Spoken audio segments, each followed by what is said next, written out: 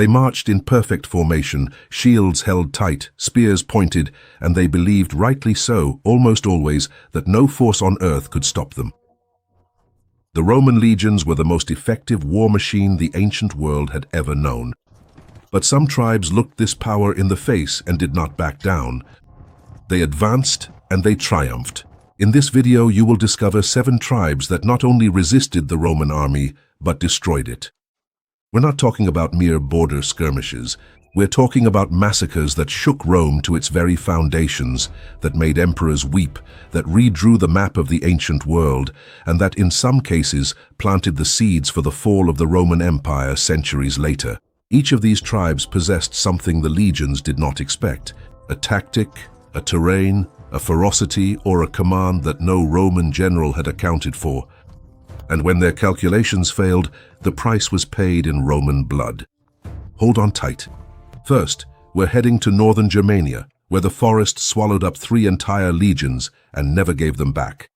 First, the Cherusci and the forest that swallowed Rome. It was September of the year 9 AD. Publius Quinctilius Varus was leading 3 full legions, the 17th, the 18th, and the 19th, through the Teutoburg forest in the heart of Germania. There were about 20,000 men, plus auxiliaries and civilians, stretched out over kilometers in a marching column that wound its way through trees so dense that the sunlight barely reached the ground. Varus was confident, perhaps too confident. Arminius, a Cherusci chief who had served in the Roman army itself, who spoke fluent Latin and knew the tactics of the Roman legions from the inside, had spent months orchestrating the perfect trap. In Varus's eyes, he was an ally, a Romanized barbarian, someone to be trusted. That was the mistake that cost 20,000 lives. When the trap closed, it was brutal and systematic. The barbarian warriors of the Cherusci and their allied tribes attacked from both sides of the narrow path, from the tops of the slopes. There, among the roots, there was no room for the testudo, the shield formation that made the legions nearly invincible on open ground. No room to maneuver. The column was cut into pieces, each segment surrounded and destroyed separately. Varus, seeing that there was no escape, did what any honorable Roman general would have done. He fell on his own sword.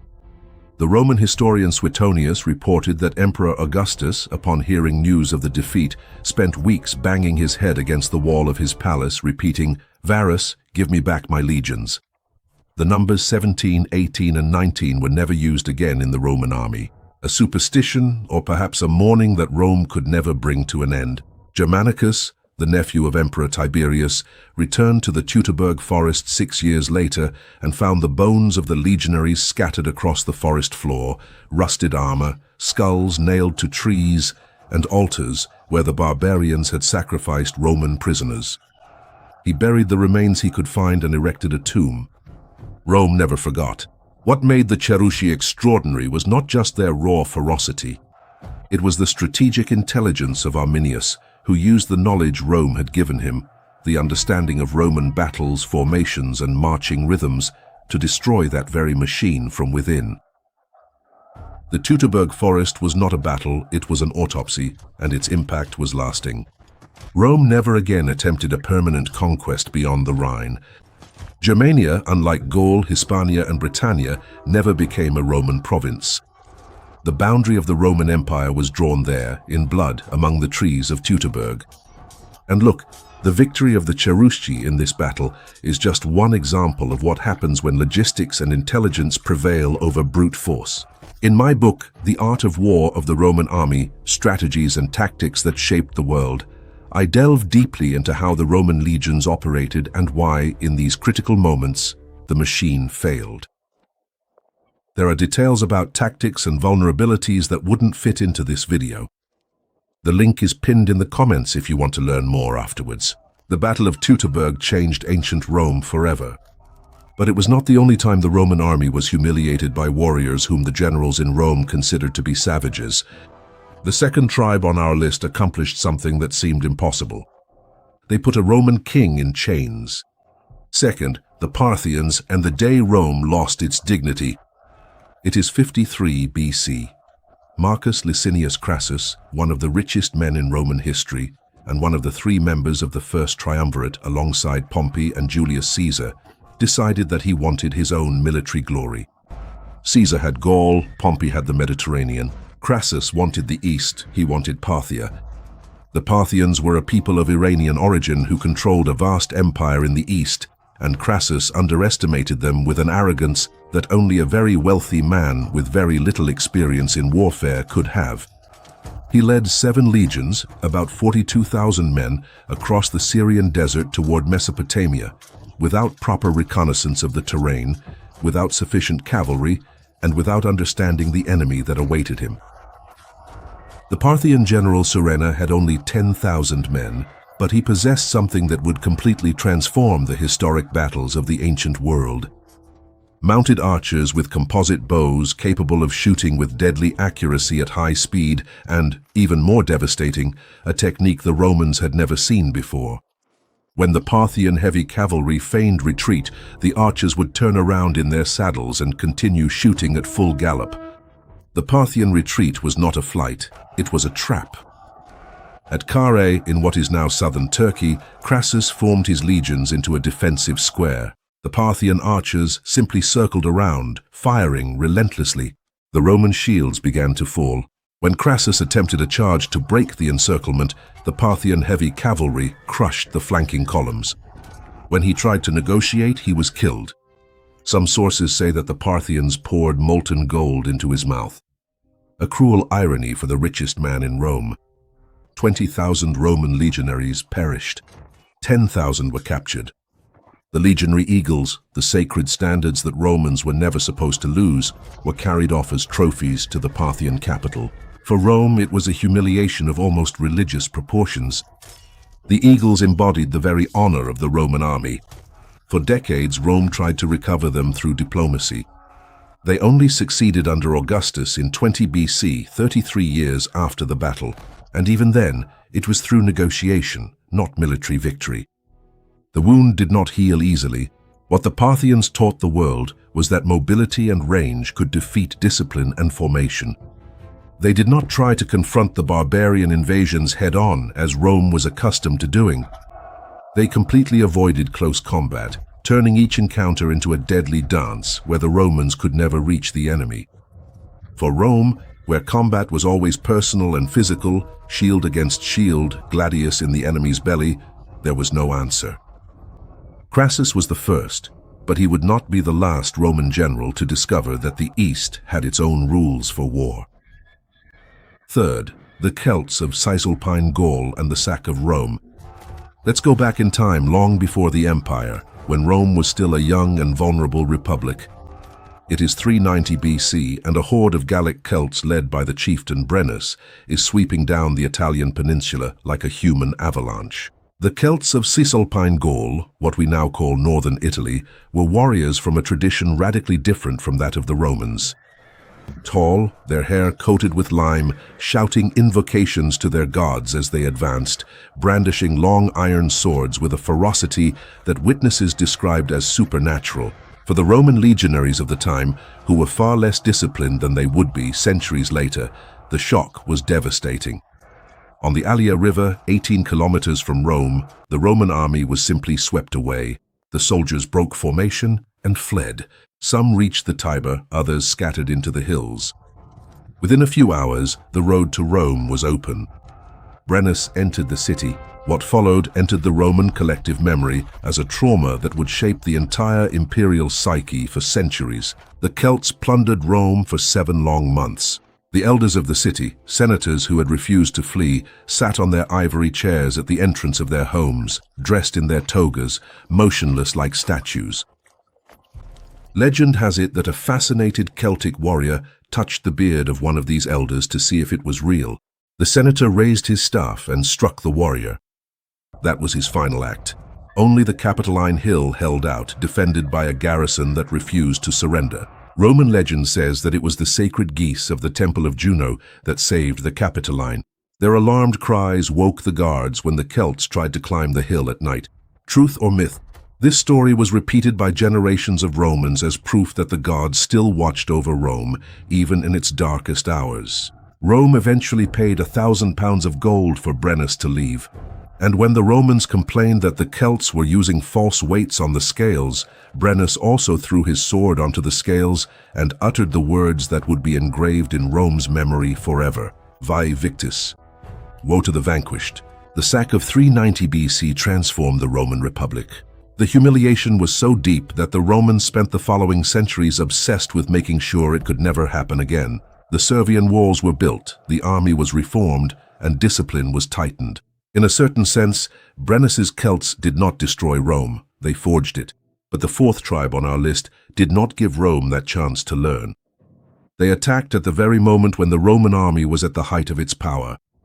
And they still won. Fourth, Hannibal's Carthaginians and the perfect trap. Wait, Carthage was not a barbarian tribe, but Hannibal Barca's armies included mercenaries, Numidian tribes, Iberians, Gauls, and Libyans. And it was the combination of these forces that destroyed Rome in a way no pure general could have accomplished. It is 216 BC. Rome had already lost battles. It had lost to Hannibal at the Ticino and at the Trebia.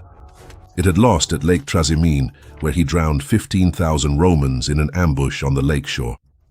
But the Roman Senate decided it was time to put an end to it once and for all. They assembled the largest army Rome had ever mobilized. 86,000 men, 2 consuls, a force that was supposed to be irresistible. At Cannae, on the banks of the Aufidus in southern Italy, this army met Hannibal and his roughly 50,000 warriors. Many of them were barbarians recruited from the tribes Hannibal had passed through while crossing the Alps. The ensuing battle is still studied today in military academies around the world as the ultimate example of tactical encirclement. Hannibal positioned his best warriors, the veteran Spaniards and Africans, on the flanks. In the center, he placed his weakest soldiers, the Gauls, forming a convex line that advanced toward the Romans. When the Roman legionaries pushed the center as planned, the Gauls fell back and kept retreating, and the concave line drew the Romans inside. With every step forward, the Romans compressed themselves further, tightening their formation and depriving themselves of space to wield their weapons. Then, the African wings closed in like a deadly embrace. 70,000 Romans died that day. 70,000. In just a few hours, the Opidius ran red. Livy wrote that the survivors found on the battlefield the next day begged the victors to finish them off. Many had buried their heads in the ground and suffocated because they no longer had the strength to raise their arms to fight. Envoys from Hannibal arrived in Carthage with satchels filled with gold rings torn from the fingers of dead Roman cavalrymen. The Carthaginians poured the rings onto the Senate floor to show the scale of their victory, and Rome did not surrender. That too is part of history, but the trauma of Cannae remained. And the encirclement maneuver that Hannibal executed with his barbarian troops, what the military today calls the double envelopment at Cannae, defined Western military strategy for 2,000 years. Fifth, the Visigoths and the death of an emperor. Now let's jump to the twilight of Rome. It is 378 AD. The empire still exists, but it is cracking under pressure from all sides. The Visigoths, a Gothic people who lived along the banks of the Danube, had requested asylum within the Roman borders, fleeing the Huns who were sweeping across Central Europe like a storm. Rome accepted, then treated the Visigoths with such systematic cruelty that it could only end in war. Roman officials diverted the promised food supplies, forcing the Visigoths to sell their own children as slaves in order to buy food from Roman smugglers. When the revolt broke out, it was not simply the fury of barbarian warriors, it was the despair of a people who had trusted Rome and had been betrayed. At Adrianople, now Edirne in Turkey, Emperor Valens decided to attack the Visigoths without waiting for reinforcements from his co-emperor Gratian, who was on his way. He was eager for glory and underestimated the enemy in the worst possible way. He did not know how many warriors the Visigoths actually had. The battle was a slow-motion disaster. The heavy Visigothic cavalry, which the Romans did not expect to find in such numbers, destroyed the flanks of the Roman army. The legionaries in the center found themselves isolated, unprotected, surrounded on all sides. Valens died on the battlefield. His body was never found. Some sources say he was burned alive in a farmhouse where he had tried to take refuge with a handful of guards. 2/3 of the Eastern Roman army perished that day. Adrianople was the seismic shock that many historians identify as the true beginning of the end. Not because Rome lost a battle, she had lost battles before and survived, but because after Adrianople, Rome was never again able to rebuild her legions with trained Roman citizens. The Roman army was increasingly made up of the same barbarian peoples it was fighting against. The boundary between Rome and the barbarian had disappeared. And this brings us to the point that no one tells you about the Visigoths and this escalation of barbarian invasions that seemed unstoppable. What no one tells you is that the crisis leading to the Battle of Adrianople did not begin with the Visigoths.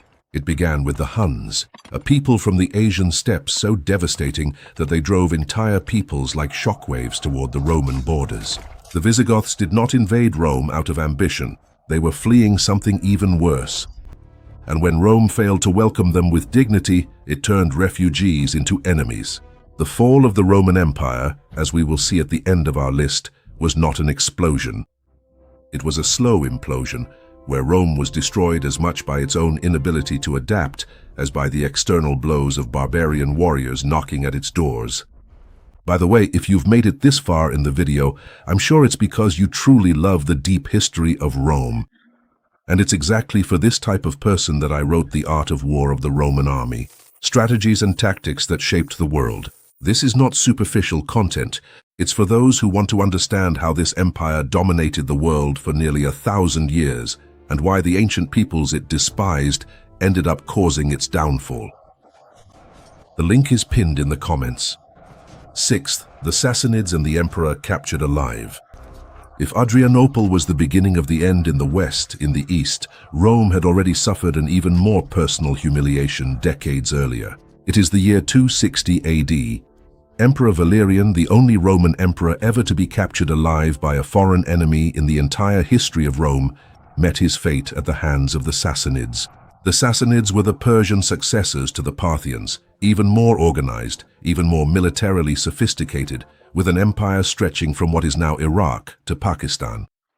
The Sassanid king Shapur I had already defeated Valerian in battle, but this time the trap was even more complete.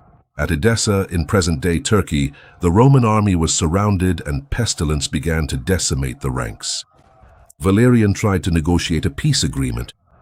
Shapur I pretended to agree to negotiate, then captured the emperor and his entire delegation in a diplomatic ambush. Valerian spent the rest of his life a prisoner in Persia.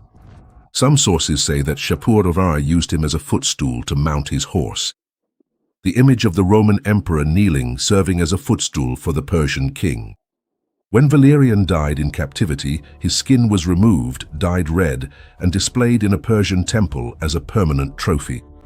Rome tried to erase this memory, but the Persians carved it into the rock, literally. At the site of Naqsh-e-Rostam in Iran, there still exists today a stone bas-relief showing Shapur on horseback with Valerian kneeling, begging. 2,000 years later, you can go there and see with your own eyes the day Rome knelt. The political impact was seismic. The capture of Valerian triggered decades of instability. The so-called period of the 30 tyrants, when claimants to the throne appeared and disappeared in a frenzied cycle.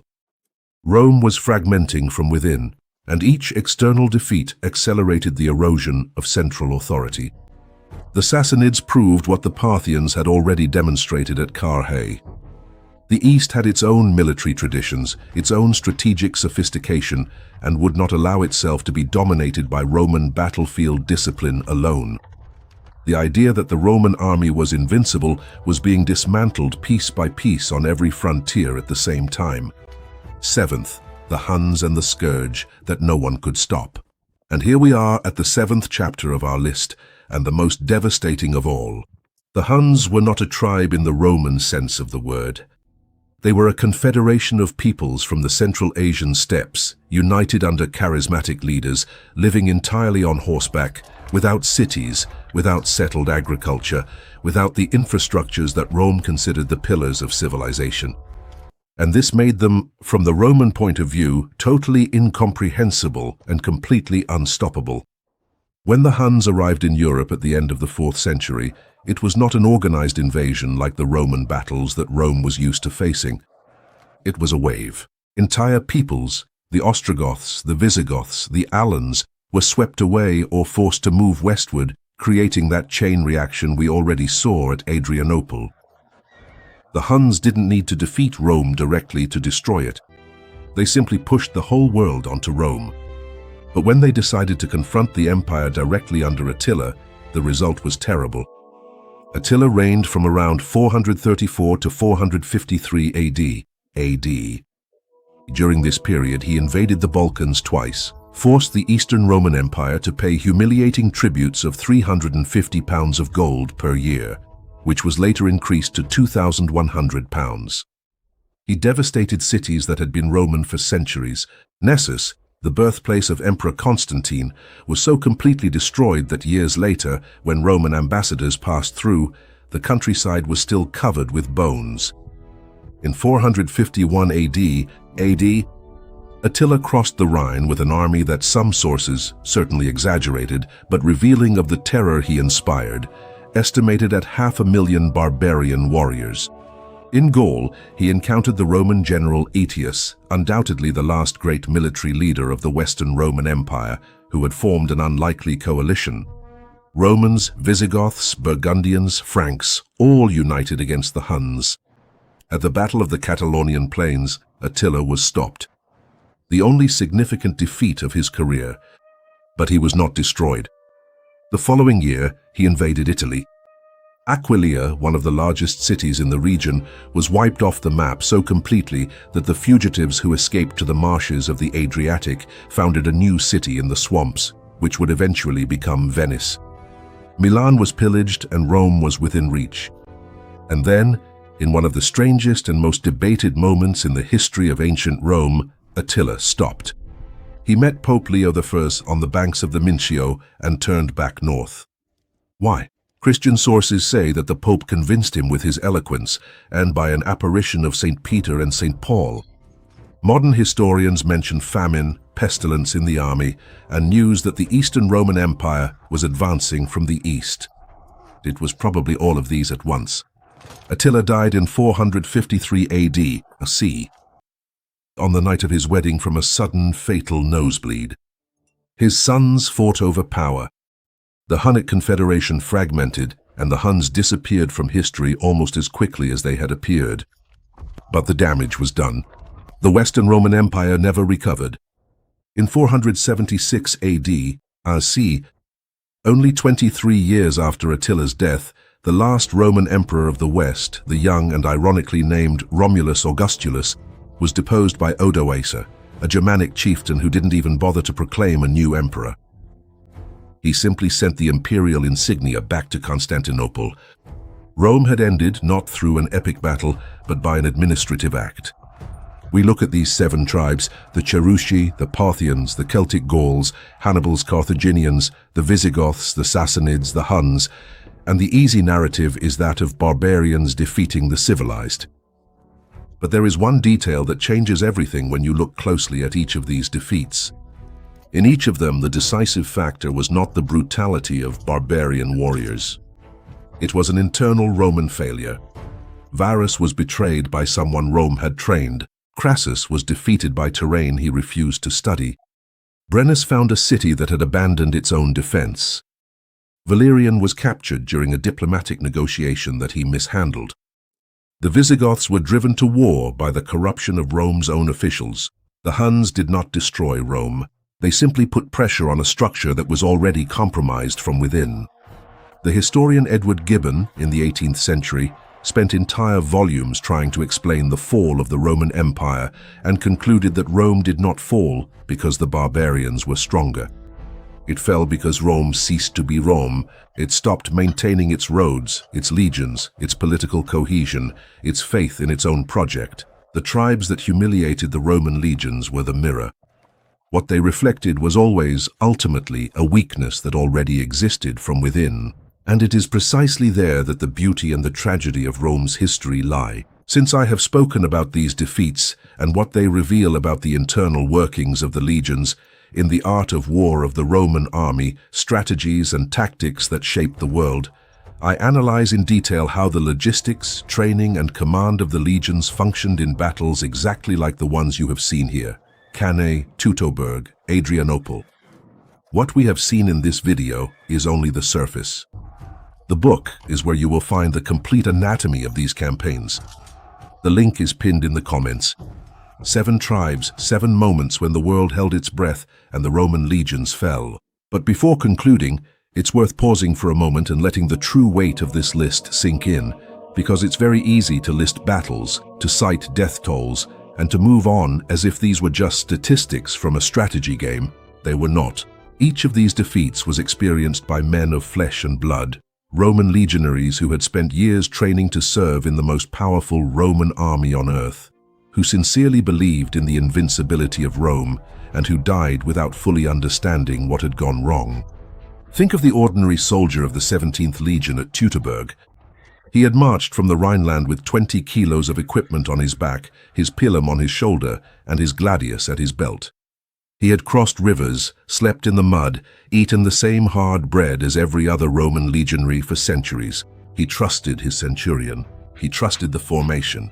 He trusted the system. And then the forest closed in around him.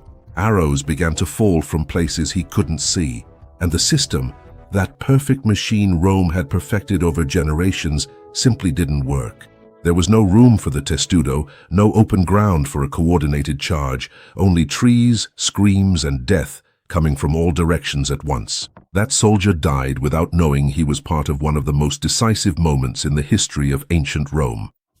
Without knowing that Emperor Augustus, hundreds of kilometers away, would spend weeks demanding the return of legions that no longer existed. Without knowing that the numbers 17, 18, and 19 would be retired forever. A mourning engraved into the very structure of the Roman army, like a scar that would never completely fade. Or think of the Roman soldiers at Cannae. 86,000 men, the largest army Rome had ever assembled on a single battlefield. They knew they had numerical superiority. They knew the enemy facing them was outnumbered. And yet within a few hours, 70,000 of them were dead. Not because they fought poorly, but because the geometry of the battle had been designed by a genius named Hannibal, so that every brave step forward compressed them further, suffocated them more, until there was no longer even room to raise an arm and strike. They died while advancing. They died doing exactly what Roman legionaries were trained to do. And that was not enough. There is something deeply troubling about all this. The idea that doing everything right still might not be enough. That discipline, training, numerical superiority, everything the Roman army stood for, could be undone by unfamiliar terrain, by tactics never seen before, by a traitor you trusted, by an emperor too eager for glory. And this is where the story of Roman defeats stops being just a military story and becomes something more universal. Because Rome did not lose its battles for lack of courage. It lost them due to an excess of certainty, the belief that what had always worked would continue to work, and the systematic underestimation of those on the other side.